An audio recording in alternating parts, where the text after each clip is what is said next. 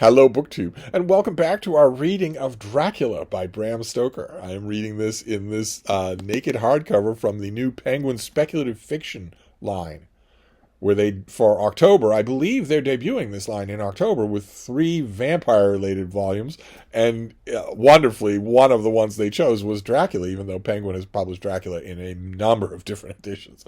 This is lovely, just a lovely, solid hardcover.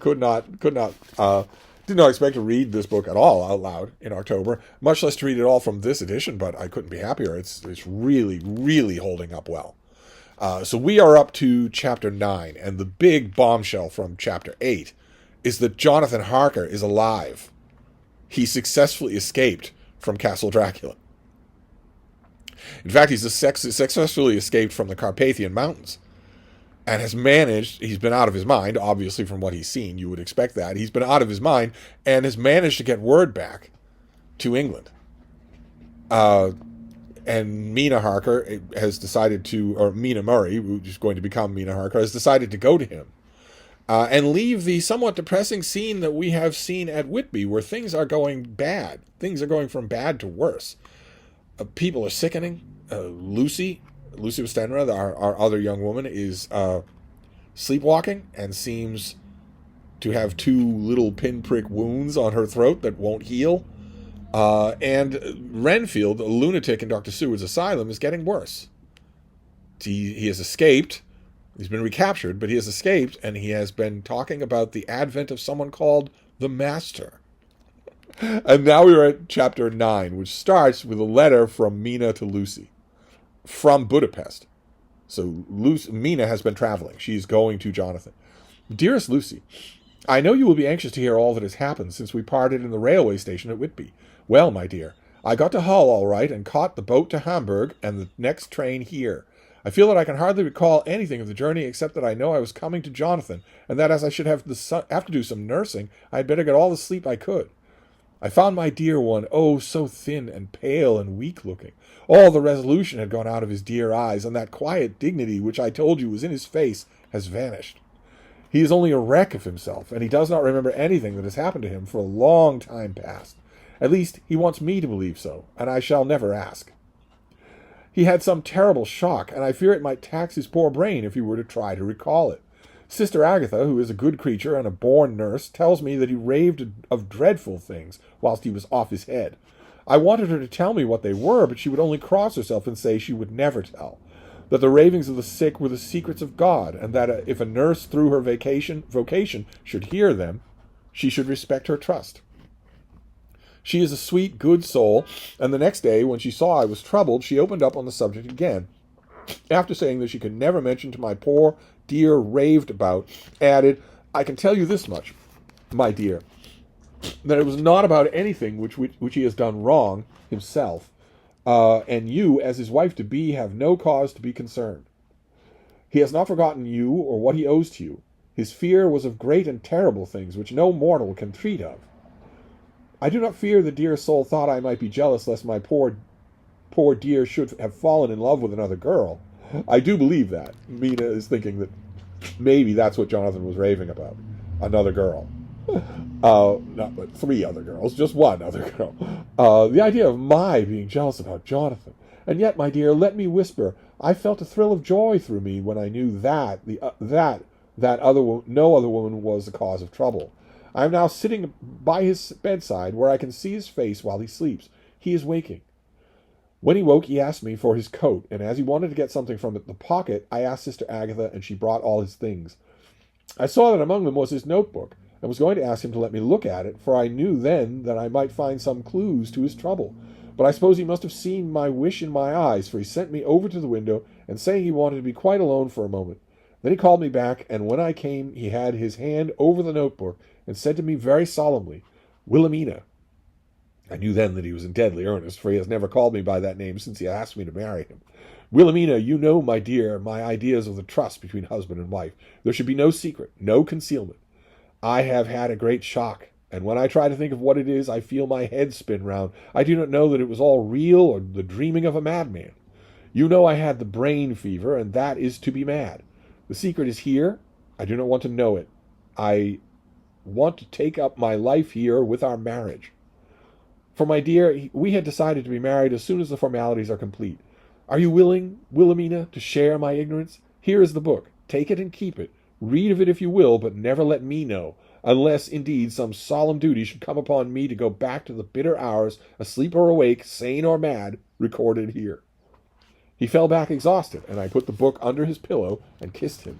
I have asked Sister Agatha to beg the Superior to let our wedding be this afternoon, and am waiting on her reply. She has come and told me that the chaplain of the English Mission Church has been sent for. We are to be married in an hour, or as soon as Jonathan awakes.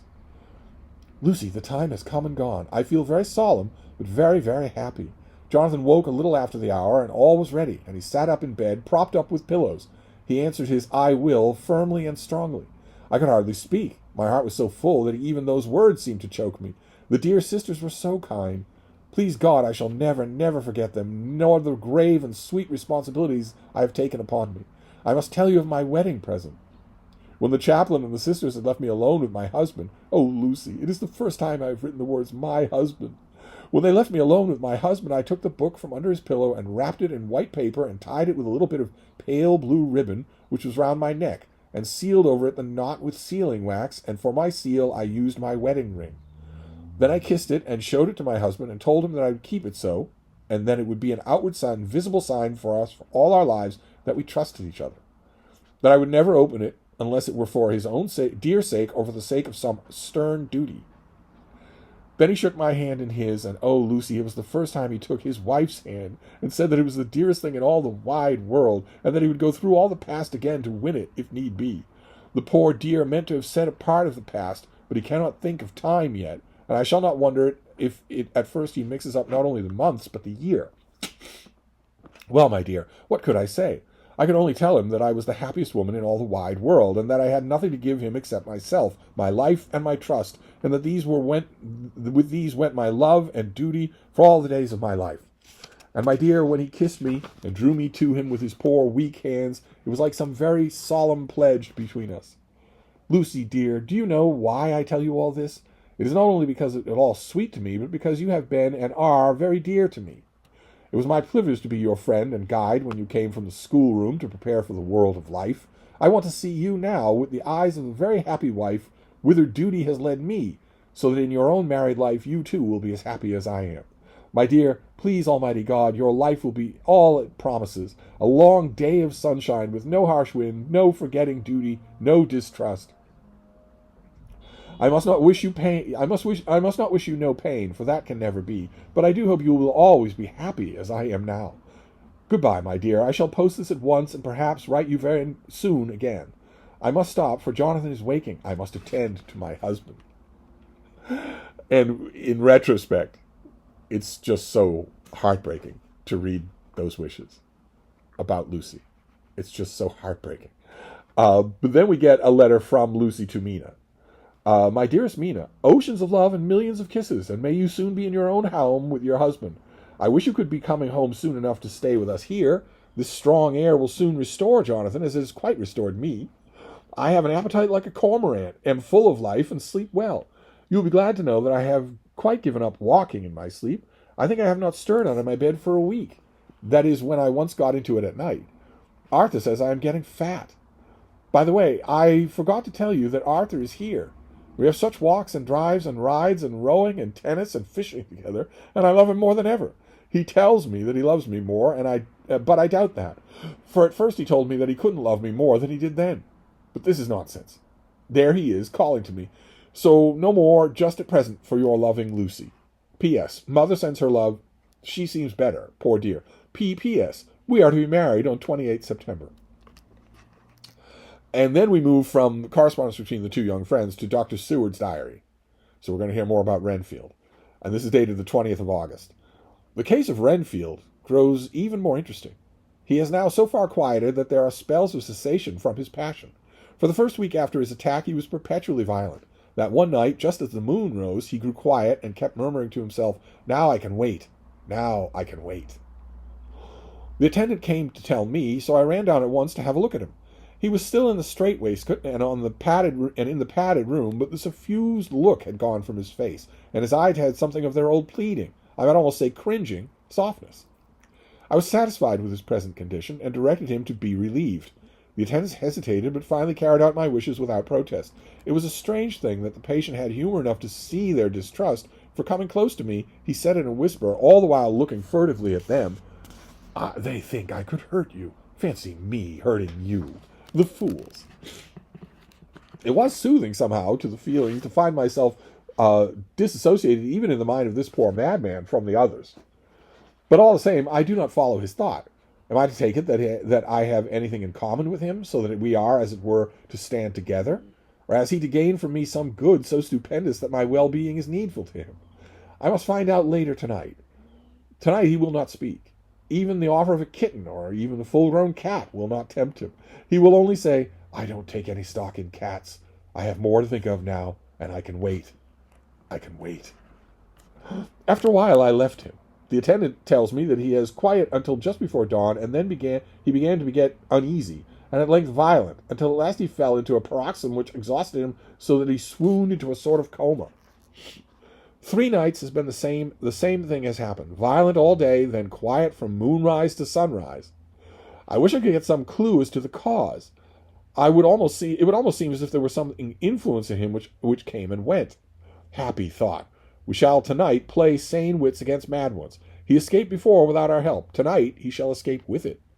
We shall give him a chance and have the men ready to follow in case they are required.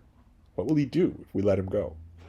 Then the next entry is dated the 23rd of August. The unexpected always happens, was how well Disraeli knew life. Our bird has flown the cage. Our bird, when he found the cage would open. Our bird, when he found the cage open, would not fly, so all our subtle arrangements went for naught. At any rate, we have proved one thing, that the spells of quietness last a reasonable time. We shall in future be able to ease his bonds for a few hours each day. I have given orders to the night attendant merely to shut him in the padded room, when once he is quiet, until an hour before sunrise. The poor soul's body will enjoy the relief even if his mind cannot appreciate it. Hark! The unexpected again. I am called. The patient has once more escaped. Then he adds an entry later in the day. Another night adventure. Renfield artfully waited until the attendant was entering the room to inspect. Then he dashed out past him and flew down the passage. I sent word for the attendant to follow. Again he went into the grounds of the deserted house, and we found him in the same place, pressed against the old chapel door. When he saw me, he became furious, and had not the attendant seized him in time, he would have tried to kill me. As we were holding him a strange thing happened. He suddenly redoubled his efforts, and then, as suddenly, grew calm. I looked round instinctively, but could see nothing.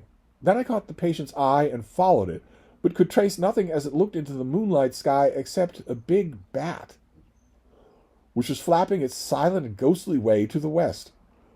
Bats usually wheel and flit about, but this one seemed to go straight on, as if it knew where it was bound for and had some intention of its own. The patient grew calmer every instant, and presently said, "You needn't tie me. I shall go quietly." Without trouble, we came back to the house. I feel there is something ominous in his calm, and I shall not forget this night. How interesting it would be to know what is going on between them, between Dracula and Renfield. Probably it can't be put into words. But now we're at least going to get an attempt at something like that relationship being put into words, because Lucy, dear dumb Lucy, has decided to try to keep a diary. And this is her entry for the 24th of August. I must imitate Mina and keep writing things down. Then we can have long talks when we do meet. I wonder when it will be. I wish she were here with me again, for I feel so unhappy. Last night I seemed to be dreaming again, just as I did at Whitby. Perhaps it is the change of air, or getting home again. It is all dark and horrid to me, for I can remember nothing. But I am full of vague fear, and I feel so weak and worn out. When Arthur came to lunch, he looked quite grieved when he saw me, and I hadn't the spirit to try to be cheerful. I wonder if I could sleep in Mother's room tonight. I shall make an excuse and try.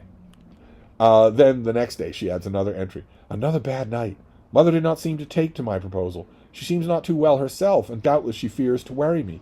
I tried to keep awake, and succeeded for a while, but when the clock struck 12, it waked me from a doze, so I must have been falling asleep. There was a sort of scratching or flapping at the window, but I did not mind it, and as I remember no more, I suppose I must have fallen asleep. More bad dreams. I wish I could remember them. This morning I am horribly weak. My face is ghastly pale, and my throat pains me. It must be something wrong with my lungs, for I don't seem ever to get enough air. I shall try to cheer up when Arthur comes, or else I know he will be miserable to see me. She remembers flapping at the window, but she's been in a daze. How much time did she spend at that open window? Then we get a letter from Arthur Holmwood to Dr. Seward.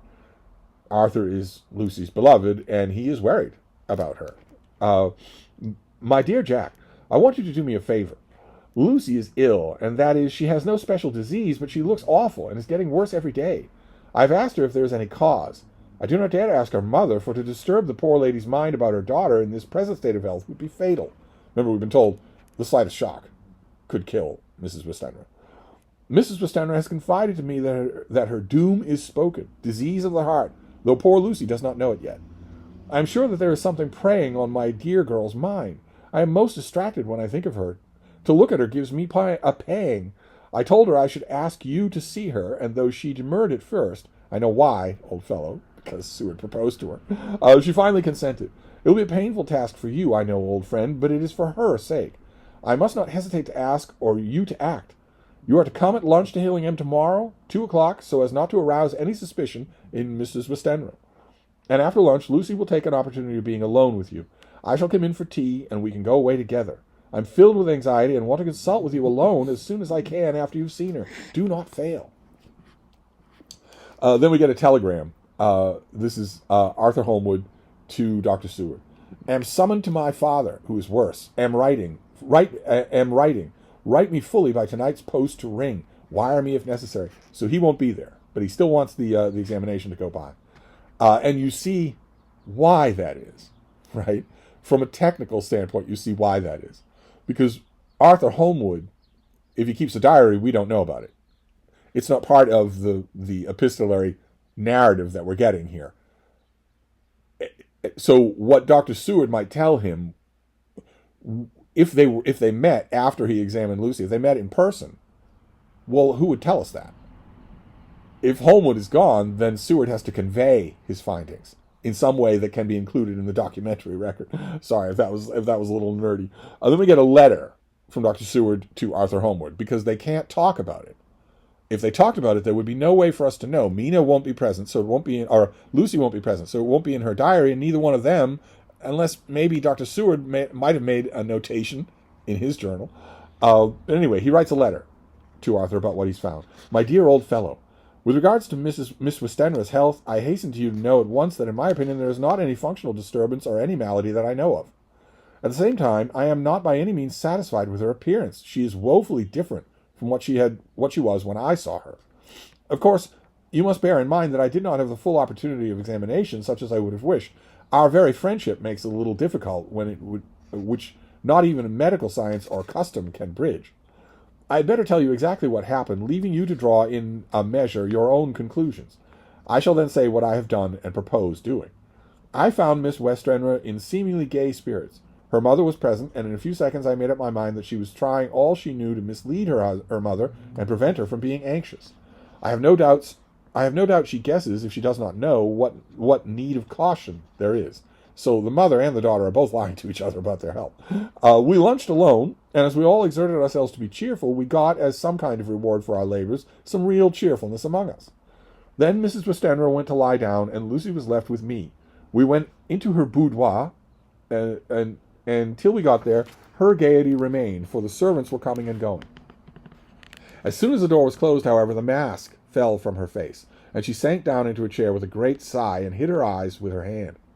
When I saw that her high spirits had failed, I at once took advantage of her reaction to make a diagnosis. She said to me very sweetly, I cannot tell you how I loathe talking about myself.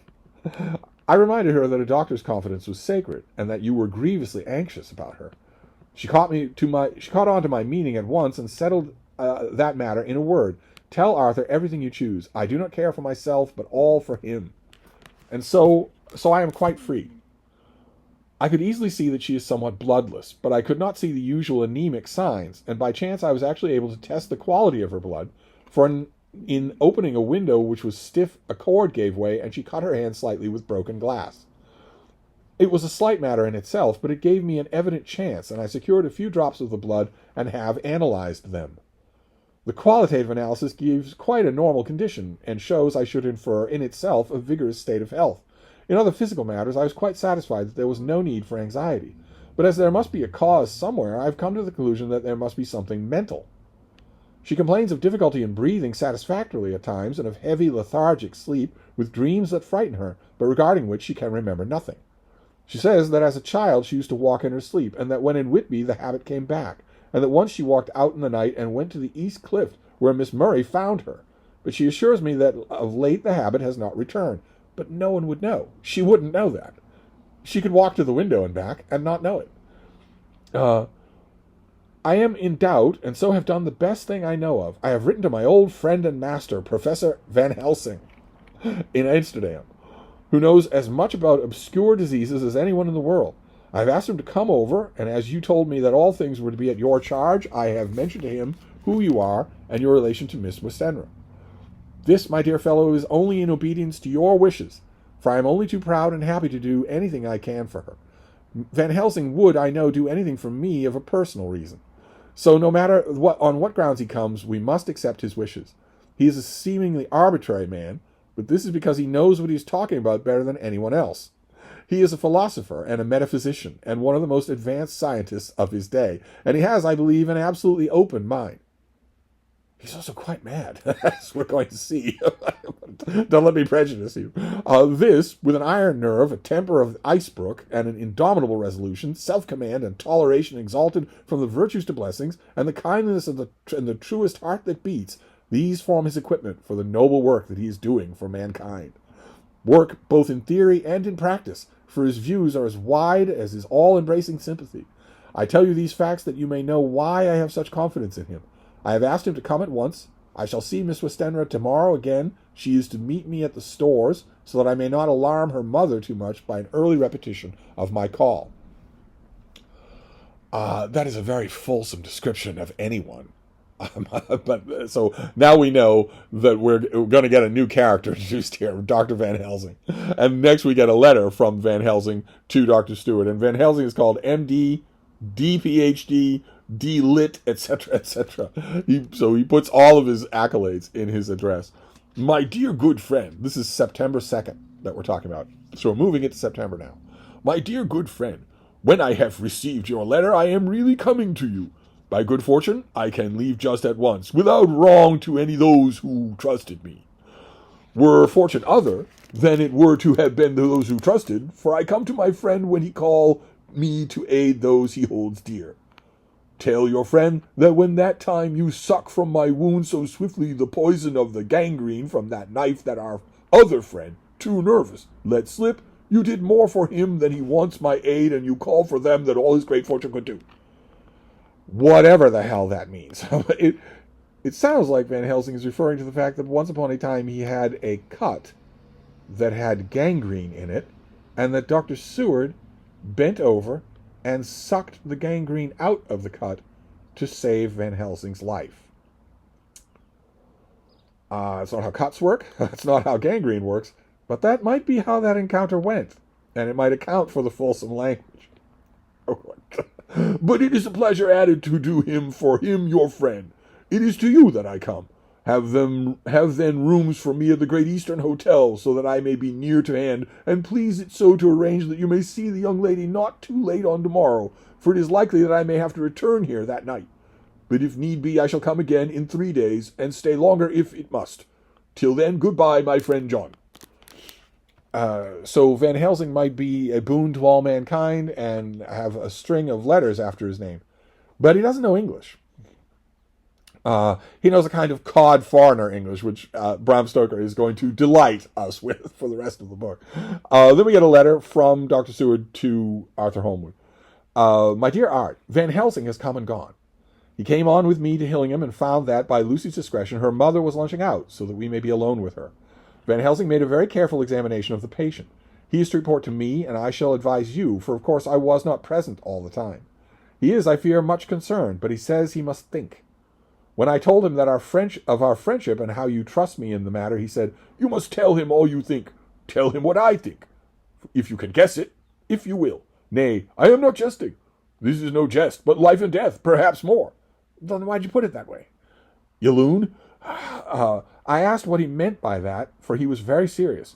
This was when he had come back to town, and he was having a cup of tea before starting out on his return to Amsterdam. He would not give me any further clue. You must not be angry with him, Art, because his very reticence means that all his brains are working for her good. He will speak plainly enough when the time comes, be sure. So I told him I would simply write an account of our visit, just as if I were doing a descriptive special article for the Daily Telegraph. He seemed not to notice, but remarked that in the smuts in London there were not quite so bad as they used to be when he was a student here. I am to get his report together tomorrow if he can possibly make it. In any case, I am to have a letter. Well, as to the visit, Lucy was more cheerful on that day that I first saw her, and certainly looked better. She had lost something of the ghastly look that so upset you, and her breathing was normal. She was very sweet to the professor, as she always is, and tried to make him feel at ease, though I could see that the poor girl was making a hard struggle for it. I believe Van Helsing saw it too, for I saw the quick look under his bushy brows that I knew of old. Then he began to chat of all things except ourselves and diseases, which with such an infinite geniality that I could see poor Lucy's pretense of animation merge into reality. Then, without any seeming change, he brought the conversation gently round to his visit, and suavely said, "My dear young miss, I have so great pleasure because you are so much beloved. That is much, my dear, even were there that which I do not see. They told me you were down in the spirit, and that you were of ghastly pale. To them I say, poof!" Then he snapped his fingers at me and went on, "But you and I shall show them how wrong they are. How can he?" And he pointed at me with the same look and gesture as that which one points out in his class, or rather on a special occasion which he never fails to remind me of. Yeah, you've had a special occasion with Dr. Van Helsing. How can he know anything of young ladies? He had his madmen to play with, and to bring them back to happiness, and to those that love them. It is much to do, but oh, there are rewards in that he can bestow such happiness. But young ladies, he has no wife nor daughter, and the young do not tell themselves to the young, but to the old, like me, who have known so many sorrows and causes of them. So, my dear, we shall send him away to smoke the cigarette in the garden, whilst you and I have little talk to ourselves." I took the hint, and strolled about, and presently the professor came to the window and called me. He looked grave, but said, "I have made careful examination, but there is no functional cause. With you I agree that there has been much blood loss, but it has been, but is not. But the conditions of her are in no way anemic. I have asked her to send me her maid, that I may ask just one or two questions." It's questions, not question. "So that I may not chance to miss nothing. I know well what she will say, and yet there is cause. There is always cause for everything. I must go back home and think. You must send me the telegram every day, and if there be cause, I shall come again. The disease, for not to be all well is a disease, interests me, and the sweet young dear, she interests me too. Interests with an S. You goon. She charms with an S. She charmed me, and for her, if not for your disease, I come." So Dr. Helsing, in joking with Lucy, makes clear that Dr. Seward doesn't have anything to do with women. Let's just send him away and talk between ourselves. As I tell you, he would not say a word more, even when we were alone. So now, Art, you know all that I know. I shall keep stern watch. I trust your poor father is rallying. It must be a terrible thing to you, my dear old fellow, to be placed in such a position between two people who are both so dear to you. I know your idea of duty to your father, and you are right to stick to it. But if need be, I shall send you word to come at once to Lucy, so do not be over-anxious unless you hear from me. Then we get Dr. Seward writing in his diary on the 4th of September, so a couple of days have passed. Zoophagous patients, that's his word for a patient that eats living things. Zoophagous patients still keep our interest in him. He had only one outburst, and that was yesterday at an unusual time. Just before the stroke of noon, he began to grow restless. The attendant knew the symptoms and at once summoned aid.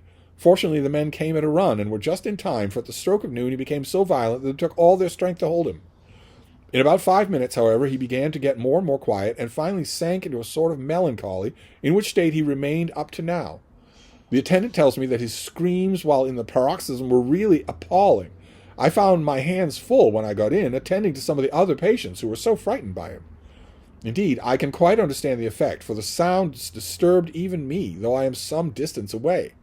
It is now after the dinner hour of the asylum, and as yet my patient sits in a corner, brooding, with a dull, sullen, woebegone look in his face which seems rather to indicate than to show something directly. I cannot quite understand it.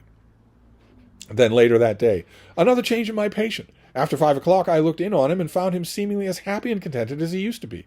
He was catching flies and eating them, and was keeping note of his capture by making nail marks on the edges of the wooden door of the ridges of his padding. When he saw me, he came over and apologized for his bad conduct, and asked me in a very humble, cringing way to be led back to his own room and to have his notebook again. I thought it well to humor him, so he is back in his room with the window open. He has the sugar of his tea spread out on the windowsill and is reaping quite a harvest of flies. He is not now eating them, but putting them into a box, as of old, and is already examining the corners of his room to find a spider. I tried to get him to talk about the past few days, for any clue to his thoughts would be of immense help to me, but he would not rise.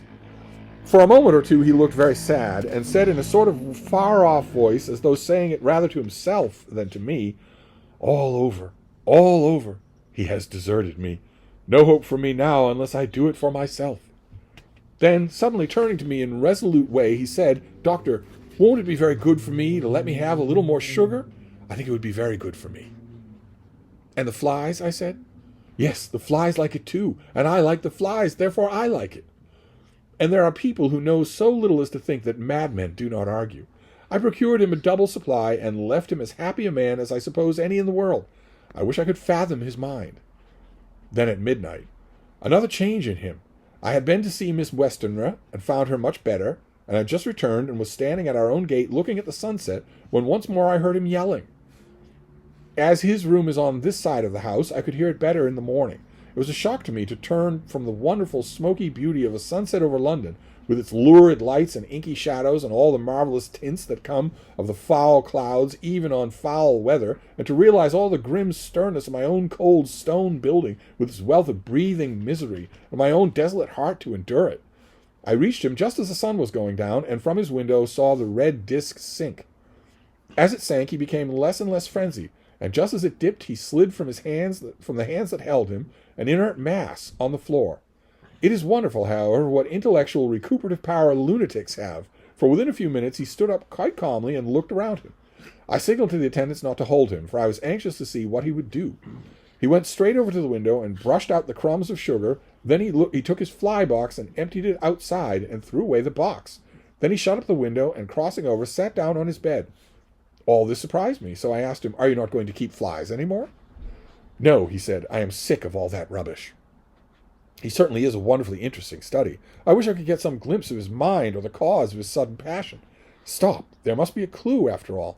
If I can find why today his paroxysm came on at high noon and at sunset. Can it be that there is a malign influence of the sun at periods which affect the certain natures, as at times the moon does others? We shall see. Then we get a telegram from Dr. Seward to Van Helsing in Amsterdam on the 4th of November. Patient still better today. Then we get another telegram. Dr. Seward is again telegraphing to Abraham Van Helsing on the 5th of September, writing, Patient greatly improved, good appetite, sleeps naturally, good spirits, color coming back. Then a telegram on the next day, the 6th of September. Terrible change for the worse. Come at once. Do not lose an hour. I hold over telegram to Holmwood till I've seen you. And that is how our chapter ends. We end with telegrams giving us a cliffhanger. There's suddenly been a turn for the worse. So that the key thing about this chapter is that Jonathan Harker doesn't seem to remember anything of what happened to him, but he has his diary. It's all there, and his memories are just repressed. He can certainly reclaim them. Mina has joined him, and we have met Dr. Van Helsing. Now, I said earlier when we were reading these chapters that the key that would bring everything together, all these mysteries for all these different people, Dr. Seward and his lunatic Renfield, Lucy sleepwalking, the mysterious dark figure, the dark cloud, the ship of the dead that comes to Whitby, the thing that would explain all of these things is just simply not known to the people who are going through them. But Jonathan knows what it is. And now, those first-time readers back in Victorian England, they might be thinking that maybe this Van Helsing guy knows what it is too. And then maybe we're going to have a double source of exposition, because Jonathan Harker is not in much position to help anybody at the moment. But Dr. Van Helsing is on the scene. So we've got another addition to our cast, and we will move on from there next time. Thank you, Booktube.